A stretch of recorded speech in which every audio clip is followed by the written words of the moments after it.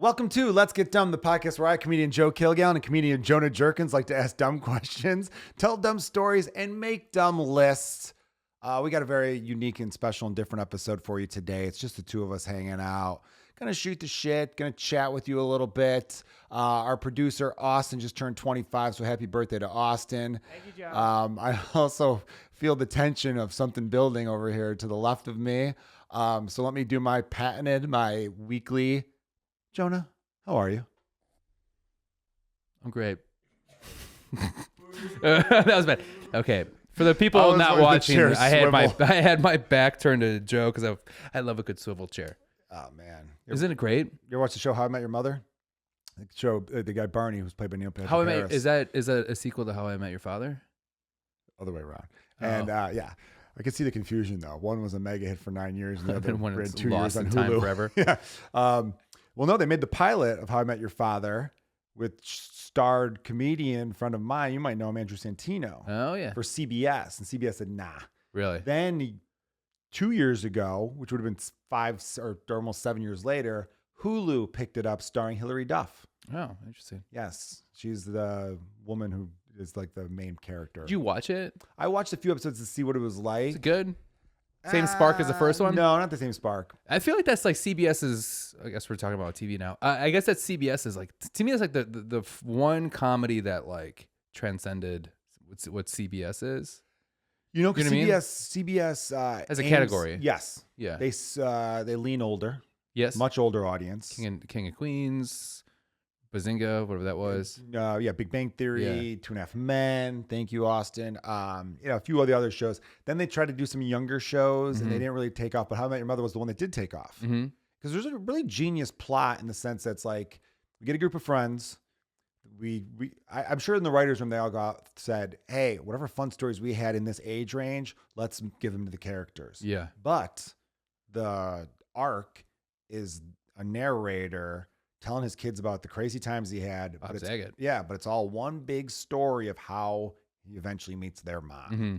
And genius idea. By the way, Bob Saget, how much money did he make off of television? So much. Let's go over the list. You get the list? You know the list. I know the list. Full House? Full House. Then we have America's Funniest Home Videos, Yes. which is great. I would argue that America's Funniest People was the better show. That was Dave Coulier. It's true. Mm-hmm.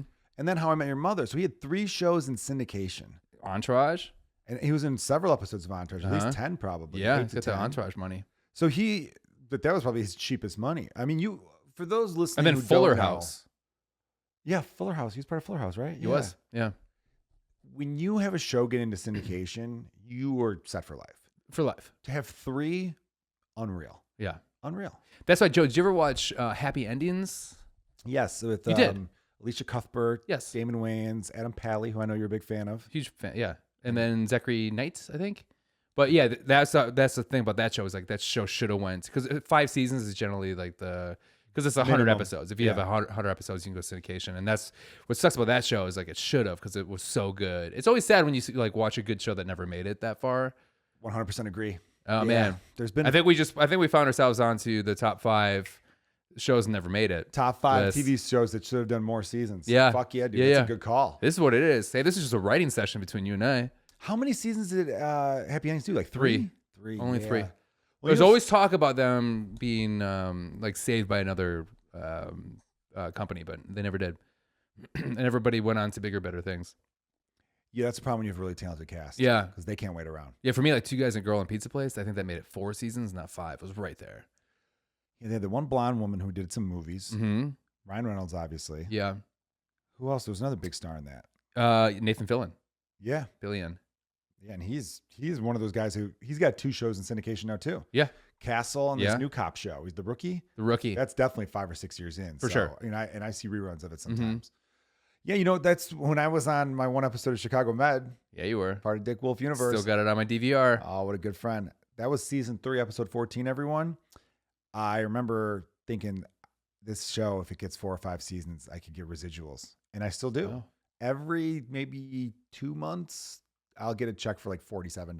That's so nice. It's still, yeah, fuck yeah. For a job I did in 2018 or Yeah. 2019, 2018. Okay, so when you get a check for $47, do they break it down like how much you get per episode or like per showing, or are you just like, all right, this is what they gave me? I used to really closely look at it, but I don't anymore. They do break it down where it will tell you like what it's from. Yeah. And a lot of it'll be like US reruns, streaming is a little number, and then there's like international numbers too. Because I guess it's probably dubbed overseas, you know? I always like the stories of like, okay, so when you and I were in college, just for the younger listeners, throwback jerseys was huge, right? That was a big thing where everyone wore these retro jerseys from like generally basketball players, but like, you know, football, baseball, whatever, from 20, 30 years back, right before. And I think it was like the more obscure, the better. So all of a sudden, because this blew up and everyone's buying their jerseys, all of a sudden these weird like old basketball players from the 70s were just getting these like huge checks. And they're just like, what the fuck is going on right now? All because basically like, I mean, Fabulous had a song called Throwback. That was all about it. And I could just imagine being like, oh, what's this little check? You're like, $5,000. Like, what the fuck? Like, I played one season. That's got to be such a sweet feeling, though. Right. Found money is great. Yeah. You know, I'll give a shout out to one of the Barstool Sports podcasts. I sound like an old man right now. One of those Barstool, one of the biggest podcasts on the planet. I can't think of the name of it, but they do like a Mount Rushmore list. Mm-hmm. One guy's list was really bad, but one dude, you obviously expect your first picks to be good. So his fourth, though, he had one of the best fourth picks. And Austin, you should look this up. Is that what you're doing? Genius. So his fourth pick was of like, I think it was like best feelings in the world. So obviously like the first one was sex. The second one was like, you know, that first beer that makes you know you're buzzed. But his number 4 was, you know, finding money in a pair of pants you haven't worn in a long time. Okay. What is it about that? It feels good. Yeah. That just happened to me. Yeah. Yeah. And you know, there's been times in my life where I haven't needed the money, or, you know, it's been a long time since that, but like, you know, 7 years ago, but like, I remember like finding a pair of jeans and being like, sweet, a 20. I didn't know that. And then you just feel like, ooh, it's gonna be a good day. That's what it's more is. It more makes you feel like this is a sign that good times are coming. Yeah. Yeah. You know? That's good. My favorite feeling, I guess we're doing that now. Sure. My favorite feeling is the idea of opening a cupboard, a spice falls out and you catch it without even looking for it. Like the idea that like your reaction time is so good, right? That you just like kind of catch something when you're not even paying attention for it. But then it's always followed up by the saddest feeling, which is nobody saw that. You know what I mean? Where like sometimes I'm like, did anybody nobody? No, I live alone. God damn it. When you do something cool, like you hit a fucking bank shot with a rolled up napkin and no one's there to cheer you on. Yeah. Oh man. Yeah. Yeah. That's why I love those stunt trick videos that are good. I like that now they're like actually showing you like how long it took for them to finally get that shot. And you feel when they go, let's fucking go. You feel that more because you saw all the times that they missed. You know what I mean? It's not about the shots you make. It's about the shots you missed to make that shot. There you go. Okay, that's like a t-shirt show. Podcast over. I think someone already has this, a t-shirt, because that's the old Michael Jordan commercial where it's like, I've failed time and time again, and this is why I succeed. But I agree with you. I agree with you with those like you do perfect videos and stuff like that. Whoever on their team said, you know what? Let's show the process. Yeah. Because it does make it so that when they make the shot, you understand the fucking emotion that came out. Right. Because I'm like, oh my God, they tried that 89 times or some insane fucking number like that. And the one shot they're not showing is them being like, this isn't gonna fucking work. Could you imagine if you and I did that together? We should do trick shots together, but that never work out. Yeah. So then you're like, Jonas, it's not gonna fucking work, all right? Fuck you. And then all of a sudden it works and you're like, yeah, I knew. Like you're like where it's not even like this big emotion. We could do like a documentary style where it cuts to me in a different room. I'm like, I was just trying to motivate him. I wasn't really being that negative. I knew Jonah, if he felt like Joe was disappointed in him, he would show up. He would rise. He'd become clutch. Yeah. You know what is interesting though, dude? About how your favorite moment is catching something out of a cabinet. Yeah. I have a similar stupid thing when I'm a guest at someone's house. And I try to guess which cabinet the glasses are in. Yeah. Because people are nice. They'll be like, hey, man, help yourself to whatever you want to drink. And you're like, okay. And then you open up a cabinet and the glasses are there. Because sometimes it takes you like 8 tries. And eventually you'll be like, where the fuck do you keep your glasses? Yeah. Above the fridge? Weirdo. Yeah. Where's your stool? I'm short. Yeah. I'm not short. I'm perfectly average. Just like everybody here. I know you're 6'2", and also Austin, the producer's 6'2". You guys are part of the Hog Squad. But guess what? 5'10" people can be part of the Hog Squad too. Usually more of them are. I don't know. I hear a lot about short dudes swinging some pipe. I think they just look like and they're we're back swinging to some dicks. pike. Holy shit. See how that? See, this is why you have me as your guest, your host, my friend. 8 minutes. Yeah, I just been the longest guest of all time. You're like, all right, that's been my guest spot here at what podcast are we on? Let's Get Dumb. Oh, that's right. Do you remember the first 5 or 6 episodes of this podcast? You kept butchering the name. I just did just now. I know. I Yeah. guess. Well, I thought you were doing it as a throwback. No, throwbacks. yeah, throwback.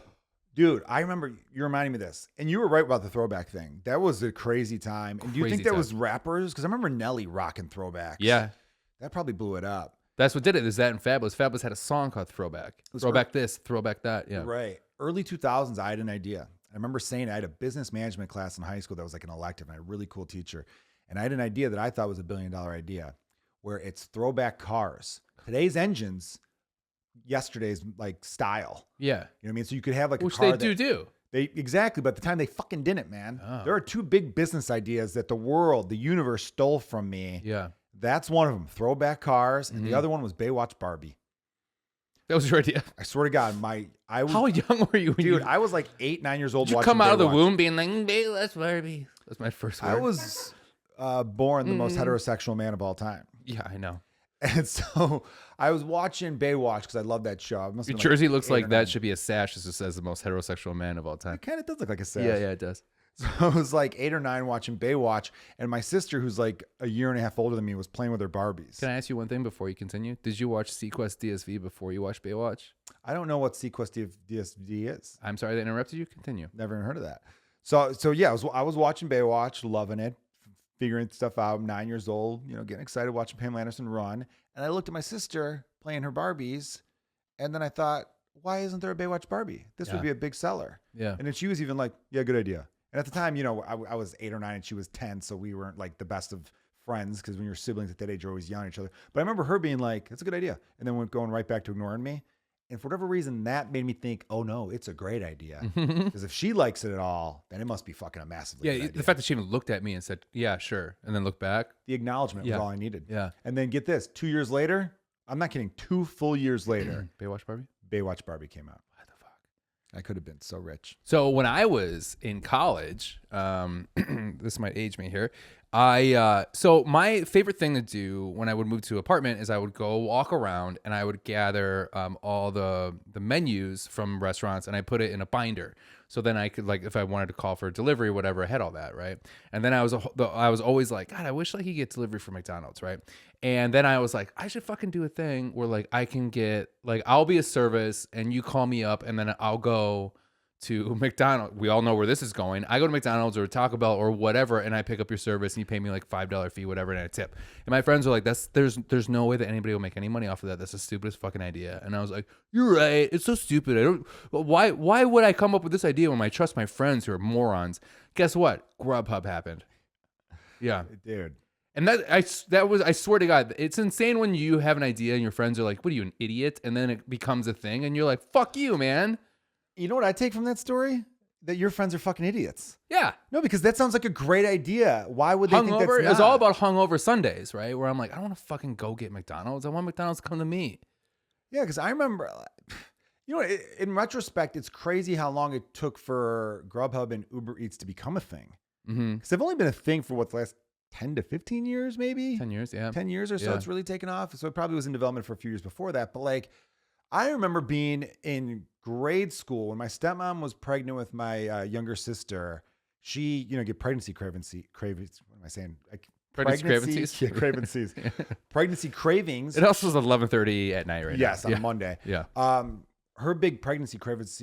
I can't do it. I can't fucking do it. Fuck Do you want me to not look at you and say it? Here, say it now. Please don't. It's embarrassing. Say it now. Her big pregnancy craving was Dairy Queen Blizzards. Fucking yeah, dude. So as like an 11-year-old, I had to ride my mountain bike, Huffy. I know. Of course. Super middle class. And I'd ride I had a Huffy over. Muffy bike. Oh, fuck, look what you did to me now. Look that way for a second. I had a Huffy mountain bike. See what happens? Yeah. We should just never look at each other Yeah. again. And that's how I learned how to ride a bike with one hand. I learned the balance holding because I had to hold multiple, because the deal was I could get myself a fucking Blizzard too. Yeah. So I'd get her a Dairy Queen Blizzard and get myself one. So I'd ride back, and they didn't have good like cup holders for bikes and stuff like Yeah. that. So I had to learn how to balance it. Oh, wow. I know, you learn certain things. Did I ever tell you the time that I was confused for somebody else in middle school? Did I ever talk about that in this podcast? I still can't get over the time you said you and I looked alike, but go ahead with this fucking thing. Okay. We're going to post this, and we're also going to do another posting later that we talked about. Yeah, that's right. There is a posting where, like, there's a couple times on stage from a distance, and this is also before I got classes. I was like, God damn, Joe and I do kind of have a similar feel and look. Like, when we had Colt Cabana on, we all the three, I look a lot like Colt. Okay, well, I guess we have similar beards. I think we just have a similar feel and Beard length. like face structure. I don't think now anymore, but I think there was a little bit of time when you were transitioning into being a handsome bitch. I think like that's when, because I was transitioning into being like an old looking baby, because like I have like No, you still have a young look though, I feel like. I know, but if I shave my face, I look like an old ass baby. It's scary. Really? It is insane. I can never shave. Like you. That's why I commended you for shaving your beard a couple weeks ago. I know. And can we do a side note on that? I suppose that should have been the first sign that things were going to go wrong. I needed to do something more to prevent what happened. If do you want to mention that? I'll say it like this. If you're in the Chicago comedy scene, and this is for our national listeners who aren't sure what's going on. Look down the barrel of the camera for this. I had a really, really bad night 3 nights ago now. And I don't really want to make light of it because it was one of those rock bottom wake up call, get your shit together. I treated 2 of my best friends, you being one of them, awfully. Best friend? Yeah. Mm-hmm. And don't ruin it. And and it was just a real low, sad moment in which I was completely out of control. And it's made it where I spent the day calling therapists because I was going to therapy for a while. I haven't gone in quite a bit of time. So anyway, if you were there, no excuse for my behavior. I was so fucking insanely out of line. And yeah, I just, apologize to whoever was there. And I hope I could earn back people's trust. And, I'm going to work hard to get forgiveness. And if anyone doesn't want to forgive me who was there, I totally respect that. Thankfully, the 2 people I care about the most have been wonderful and have forgiven me, which is nice to have that support. But yeah, I mean, I know part of you, because you have that part that it's a good part of you. You want to make jokes about this a little bit, which I totally get from your point of view. I do. I'm not ready yet. Yeah. Because I don't want anyone to think that I find it funny, because I definitely do not find what happened funny. It still is something that is going to take a long time for me to get over. Mm-hmm. And I just, I feel awful about it. Yeah. So I know I got serious after we were did. being really silly. Well, I appreciate you saying that. I think what we should do is we close this out, but before the end of it right now, let's just rewind back and put, if you're struggling with anger issues, whatever, here's a number to call. See, there you go. They do that on all my favorite reality shows, where like, if you're struggling with this, whatever, that happens. And then through the whole episode, you're just like, wait, when's this going to happen? What's going on here? Like that. That's a good idea. Yeah. See, you made it funny without, I tried to feel bad. Yeah, you shouldn't feel bad. And I think.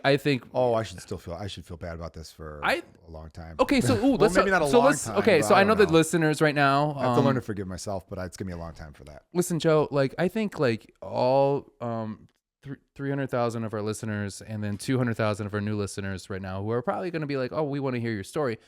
We don't need to go into it, but I think this opens up maybe a good conversation to have, is that you are in a rock bottom place. You do something. I've been there where I've been upset, or I've been, whatever. I think, how long is it until you can start kind of like making fun of yourself in front of other people, where you're like, I own up to this?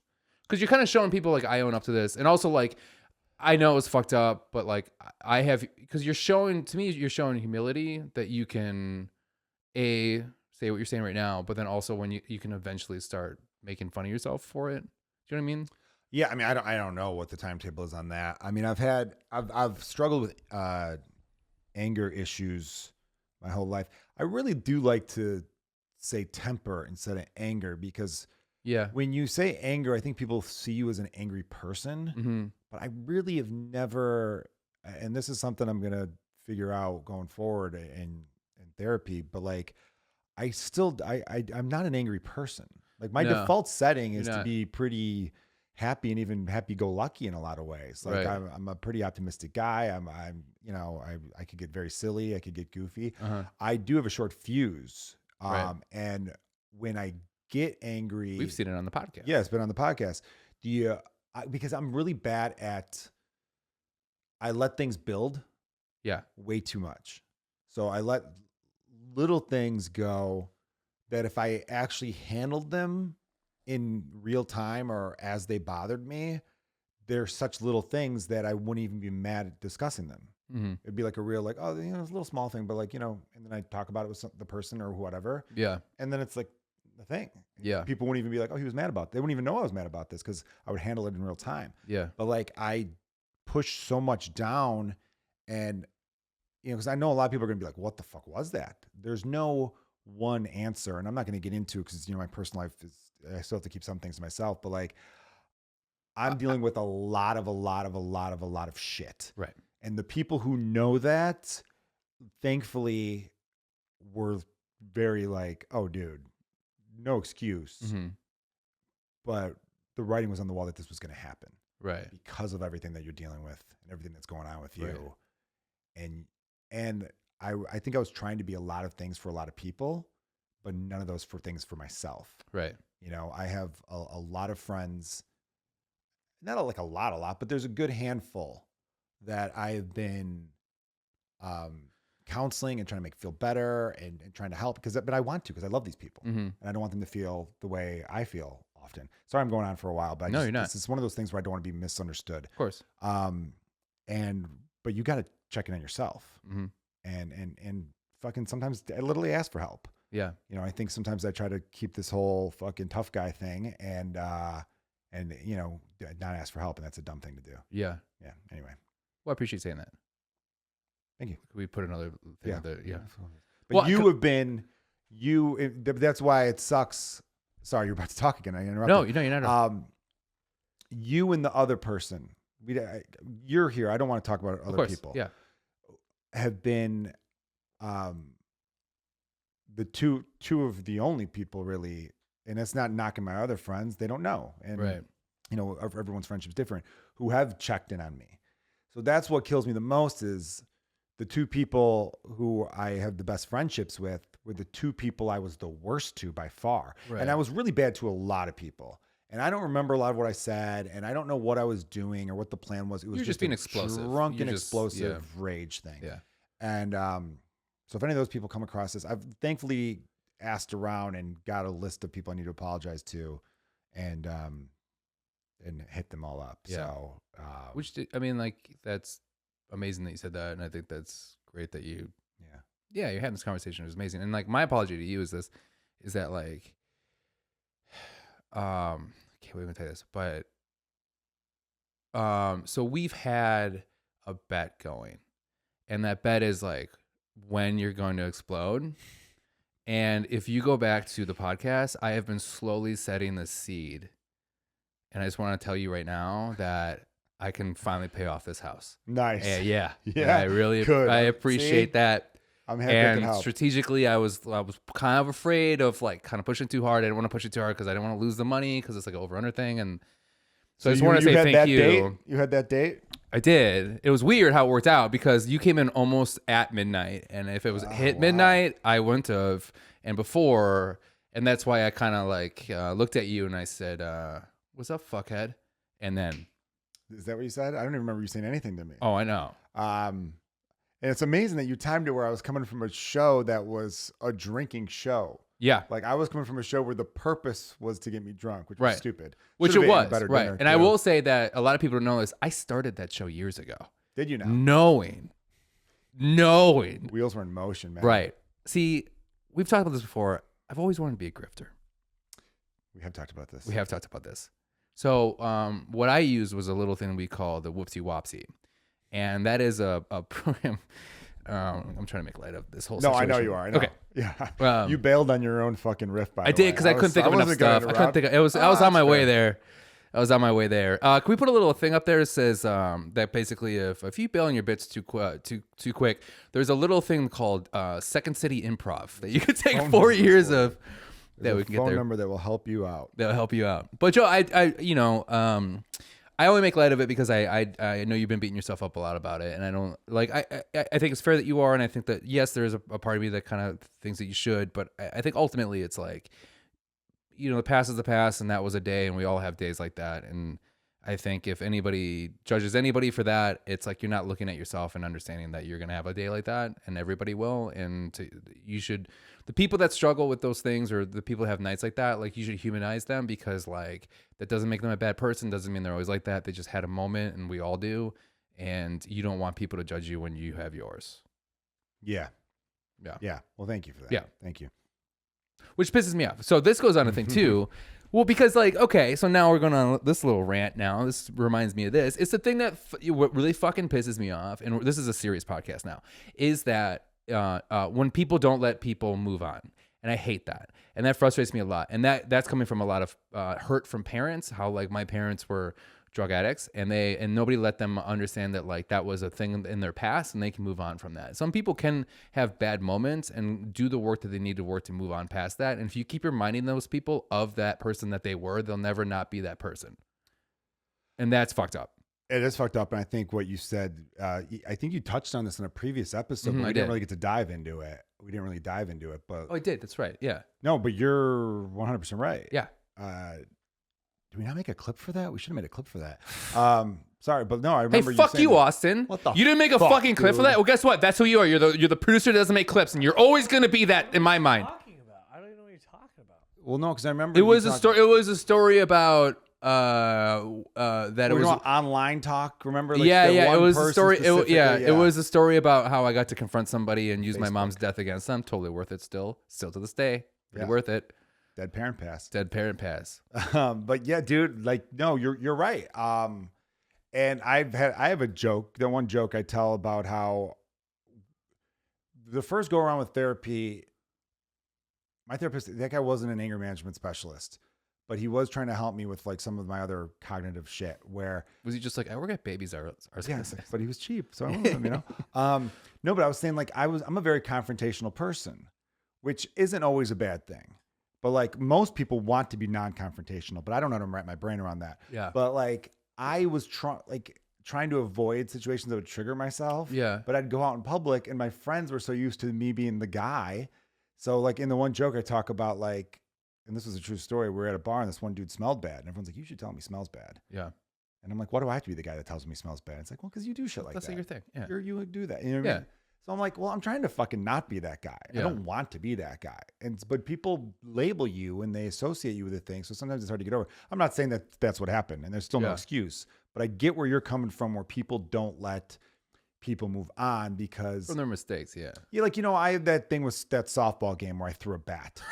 I didn't throw it at anyone. Right. That's not my excuse in behavior. You don't throw bats at people. Yeah. I'm a competitive person. I grew up playing sports. So when I play like shit, I get mad. And usually when I get mad, I'm mad at myself, Right. because of the way I'm playing. Right. Like if I'm playing great and everyone around me sucks, I could give a shit. Yeah. So you should throw a bat in oncoming traffic. That's what you do. Did it go in oncoming No, it traffic? didn't. It was- it did go over that fence though. I will say the bat that you threw. The bat that you threw went farther than the ball that you hit. Yeah. That's gotta make you feel good. A little bit. Yeah. Yeah. Well, I remember You know how hard it is to throw where's a my bat farther than a swing? ball? Pretty fucking hard. Well, not when you're hitting like shit. But yeah, that's followed me around. Yeah. That was, you understand, that was like 6 years ago now. Yeah. At least. That's I a think, cycle, I man. think it was 6 years ago. It takes 6 years for a snake to lose its skin. So like, Yeah, that's, I guess that's the that's problem. 6 years. So I'm gonna have to deal with this for I the made next that up. 6 Is that years. true? I don't even know. I'm gonna have to deal with this for the next 6 years. And well, I Yeah. deserve it. But it was interesting because at the last softball game, the 4th of July, because listeners, comedians in Chicago like to get together and play like softball games every few months in the summer, usually around big holidays. Which is so, I'm going to interrupt you. No. Which is so funny because it is the most competitive people you've ever seen who are also the most unathletic people you've ever seen in your Yeah. life. Except for you, you're very athletic. Thank you. But it is very funny watching a bunch of people yelling at each other for not doing well when they also are not doing well. Yes, it is very funny because Yeah. there's like 4 to 5 people who are like, "Oh, you're like legitimately a pretty good athlete," and it's a bunch of other dudes wearing jean shorts. Yeah. Where it's like, why the fuck would you wear jean shorts to do an athletic thing? And I'm like, and they don't get it. Yeah. Yeah, you kind of ride the fence. Yeah. You have your moments. I have my moments. But in this past softball game on the 4th of July, Okay, so sorry. Oh, no, I'm go sorry. ahead. I just had to mention this. So one funny thing that I have a story of with you is that I was batting, you were catching. I think you were catching for our team, and I hit it, went foul, but didn't go that far. And then you were like, "Are you fucking serious?" And I was like, "What, dude? What?"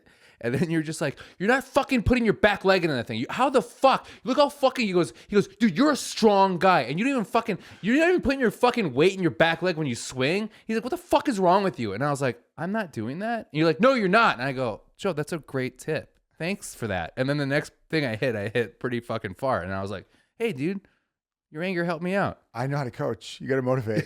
Sometimes you got to scare the child. Yeah. But yeah, What are you, a fucking moron? I'm like, I just didn't know that. I don't remember that at all, by the way. Oh, but it I'm glad you hit sticks it. in there. I'm glad you hit it. Sometimes anger makes you think about, like, doesn't make you forget. Which no, is that's good. true. Oh, dude, my grandmother yelled at my grandma.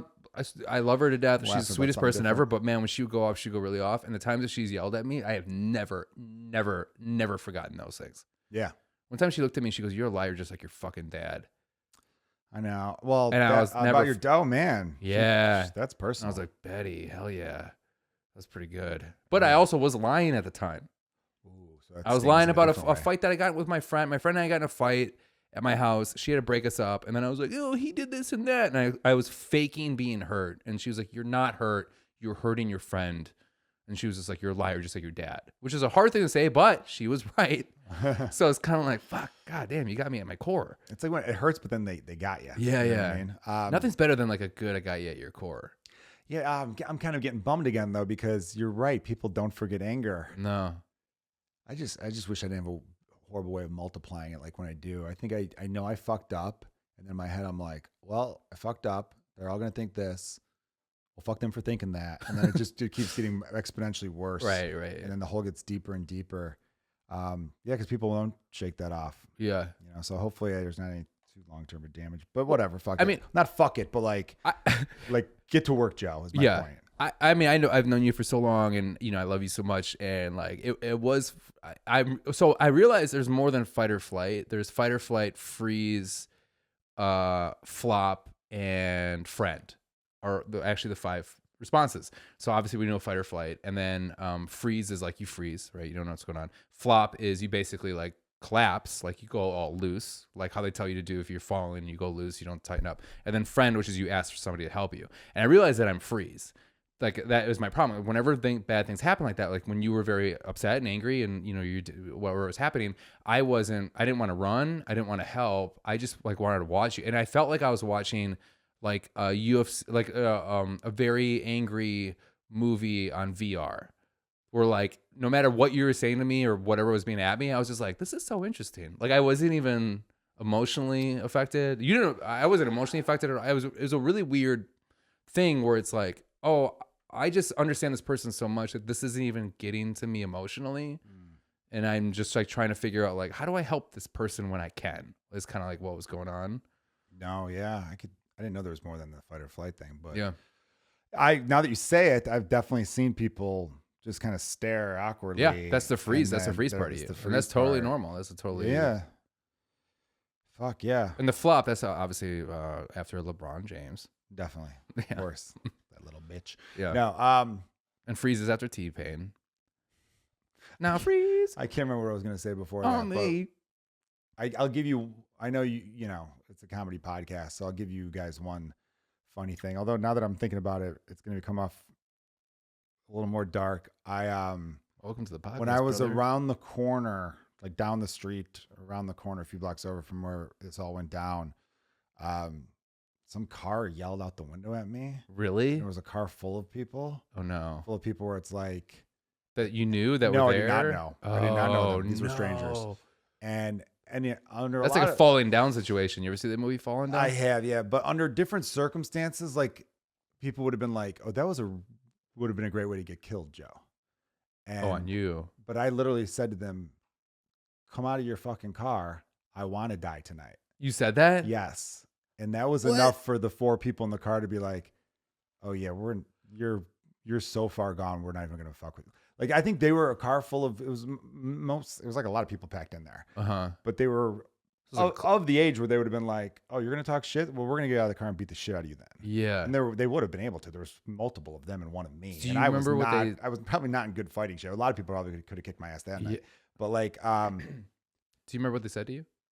I can't remember exactly. Do you think they were actually, were they just kind of screaming in general, or they like specifically was pointing you out? They knew something was wrong with me. Probably because I was, You're twitching a little bit. Yelling at shit and punching the wall. Yeah. You know what I mean? Actually, Were you punching the wall? My hands hurt. Yeah. You were punching the wall? Well, that's the thing too. The next day I always think to myself, what do I think? I'm Bane? Why am I punching walls? I'm punching concrete. What did I think that would do to I was anything? born in the darkness. Yeah, I just don't. That's stupid. The fuck was that? That was like I was an attempt at a Bane impression that I heard, but didn't want to address. Don't do that. Out of love for you. Yeah. But then I remember thinking to myself, like, because dude, so much of it was a blur and everything happened so fast. Like, I don't even know what the time frame was. I don't know what the time frame was. Yeah. If someone said that it took 35 minutes from me entering to being removed, I would believe that. If someone said it was 38 seconds, I would believe that. Yeah. I really don't know. And but I did, over the last 48 to 72 hours now, it's been 72 hours probably, I've had little moments where I'm like, oh, I do remember that part now. Oh, that's coming to me. Like, you told me something earlier where I'm like, oh, I'm the biggest fucking idiot in the world. I'm so sorry. I did apologize to that person, but I feel like I need to do more. Yeah. But anyway, it's like a weird like drunk blackout. Yeah, it was like you're talking about your joke. You're talking about browning out, or Swiss cheesing, where like parts come back to you and there's little holes in the night. Yeah. What makes me think this would be like good self-defense advice, where it's like, if you feel like you're about to get jumped by some people, tell them you want to die, because then they will then later be like, no, we're good. Yeah, the guy's. You need help, man. That guy scares me. We just wanted to punch you in the head a couple times. Yeah, and take your wallet. You clearly are going through something. Yeah, you're like, joke's on you. I got nothing in this wallet. I don't. Which is why I want to fucking murder you. What reminded me of this, there was this comedian I heard this story through the grapevine. This was like a year or two ago, that he was getting jumped and started to cry as they were jumping him and said, oh man, I got nothing. And then they go, they felt bad for him and they let him go. Oh, wow. They said, all right, man, just here, take it back and, try to, hope things turn around for you. Like, that to me is funny and sad at the same time. I know. And that would be a wake up call as well. Be like, my life is so pathetic that these professional criminals or not professional, but like muggers took pity on me. Yeah.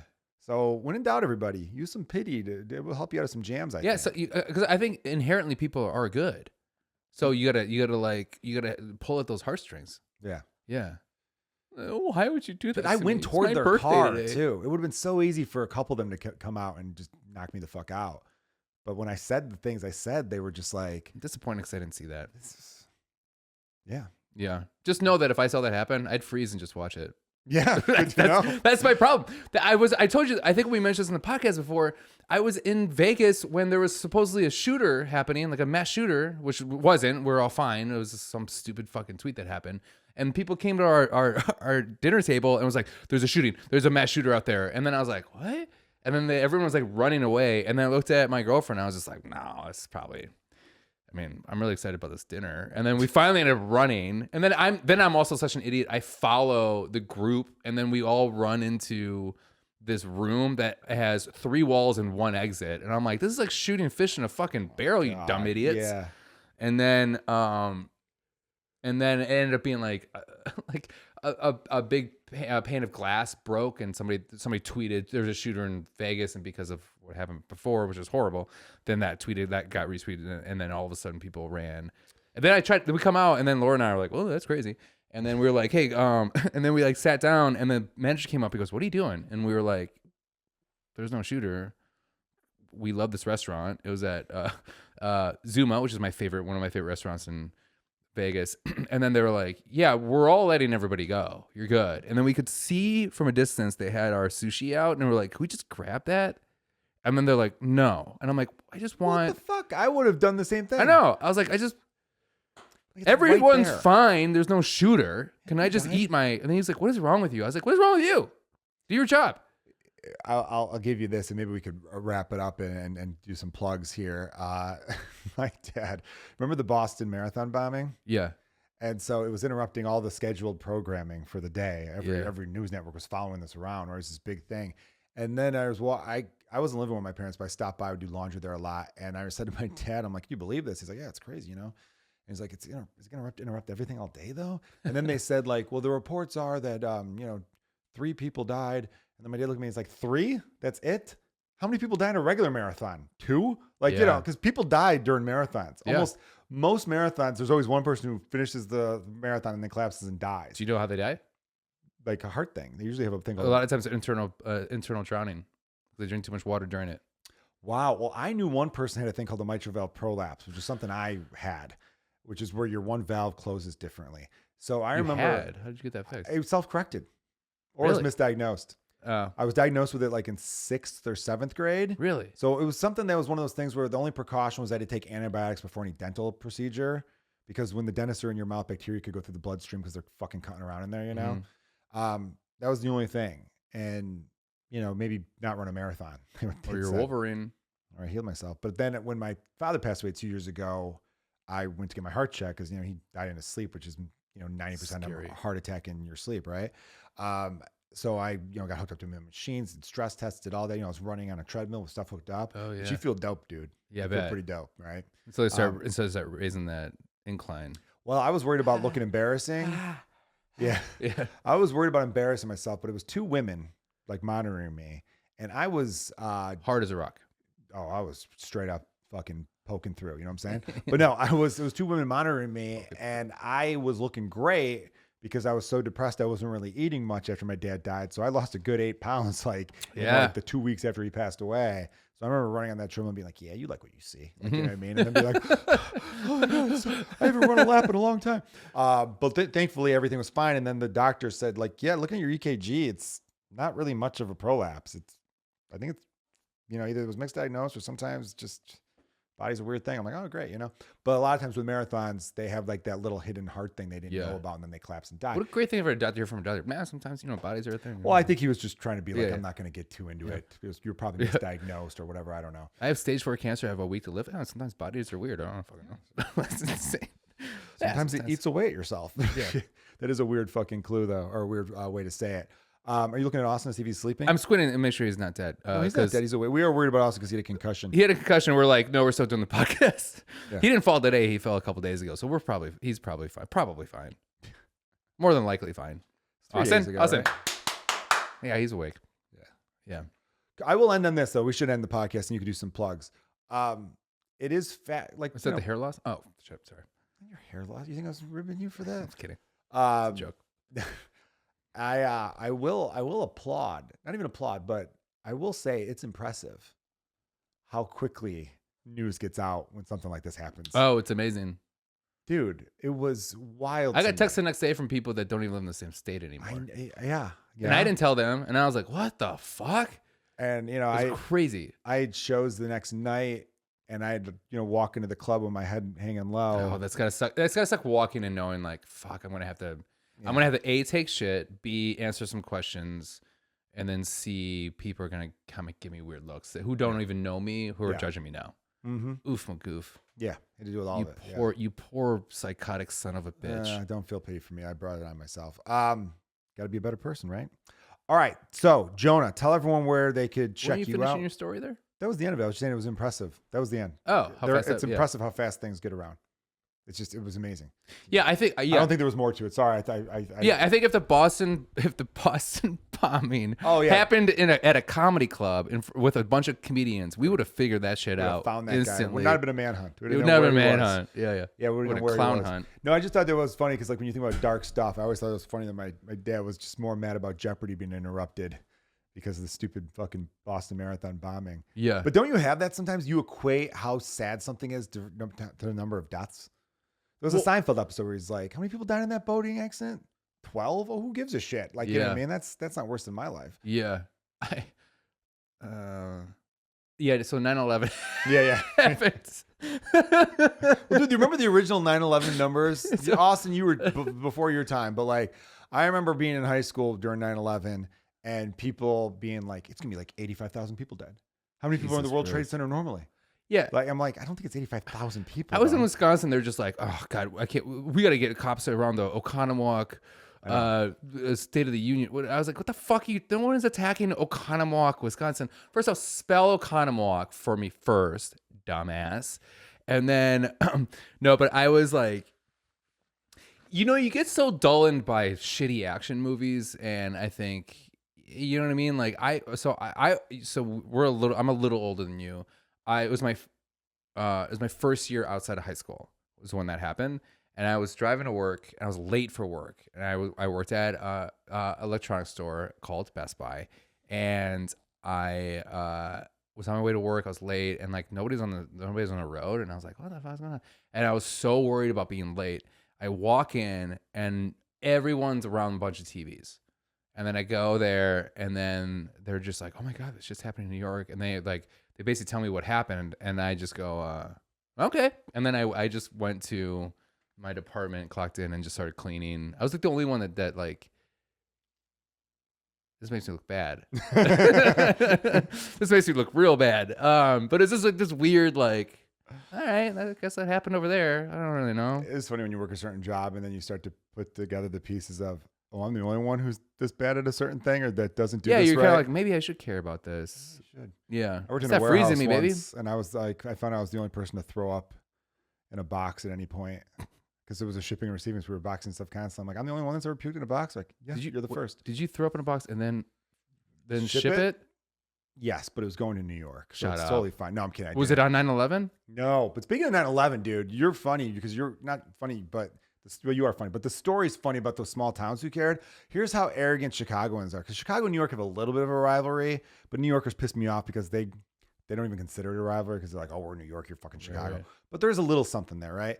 So when they're on 9/11, when that fourth plane that ended up crashing in a field, that was missing for a minute. I remember us watching the news report, us Chicago kids being like, oh, they're going to hit the Sears Tower. Why wouldn't they? Why wouldn't they hit Chicago? Yeah. The true greatest city in the United States. Yeah, they only got New York out of convenience because it's closer to the airport. They know what they know it's really going to hit the heart of America. You take out fucking Chicago. That's really going to piss people off. Sears Tower, bigger than the World Trade Center. Like, you get all that stuff. So you were a little disappointed. Yes, which is fucked up. I swear to God. Yeah. I mean, I didn't want anyone to die, but I just thought, like, I wanted the spotlight being in Chicago. Because I was really jealous during the late 90s with the whole LA, New York rap battle thing. Yeah, I wanted us to be recognized. I don't like it when Chicago gets forgotten. Yeah. We're the third biggest city, but we're the best of the three. Says I a guy do from love Chicago. New York, and I used to live in LA. So true. I think I have a look. New York's one of my favorite cities in the world. So you're saying, hey, I love New York. Hey, guys, Chicago, if you're going to bomb something, bomb Chicago next. Yeah. I don't think we can clip that out. Little respect. Yeah. Little respect would be nice. Yeah. All right. I tell people where they can see you next. Dude. Yeah, we deserve to die here too. Bad. Yeah, they do. We do. I don't really know my schedule right now off the top of my head, but I will say that, every single Friday we have the Blackout Diaries show here in Chicago. Make sure to check that out. Great podcast as well with the creator Sean Flannery. Oh yeah. You and I are part of a show called Comedians You Should Know, which is here in Chicago at Timothy O'Toole's every single Wednesday. Also, we have shows on Wednesday, same day in New York at the Gutter Bar in Brooklyn. Great show hosted by David Drake and Mike Leibovitz. Yeah, so like among a lot of funny others. I'm going to be headlining the Drop Comedy Club in South Bend, Indiana this weekend, August 23rd, 24th. Next weekend, I'll be headlining the Comedy Cabin in Janesville, Wisconsin, August 30th and 31st. And then end of September, I'll be at the Comment in Cincinnati, Ohio, September 28th. But I see why you did that. I will not be in Chicago. I think I'm avoiding Chicago shows in the meantime. So if you want to see me, come out to those cities because I better lay low. Little Whitney Houston for my boy Jonah over here. Oh, hell yeah. Thank you for listening to Let's Get Dumb, everybody. Cheers. Austin, feel better. Feel better. Sorry for your head.